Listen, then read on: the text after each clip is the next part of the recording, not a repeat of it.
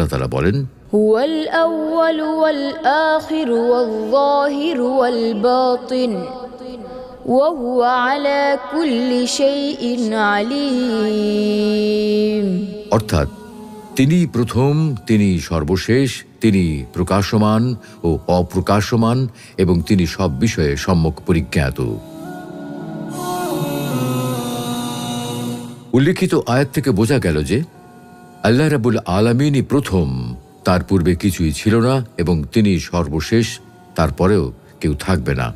অর্থাৎ আল্লাহর সাথে সময় বা কালের কোনো সম্পর্ক নেই। আল্লাহর কাছে কোনো অতীত নেই, কোনো ভবিষ্যৎ নেই। রাসূলুল্লাহ সাল্লাল্লাহু আলাইহি ওয়াসাল্লাম এভাবে দোয়া করতেন। আল্লাহুম্মা আনতাল আউয়াল ফালাইসা ক্বাবলাকা শাই ওয়া আনতাল আখির ফালাইসা বা'দাকা শাই ওয়া আনতাল যাহির ফালাইসা ফাওকাকা শাই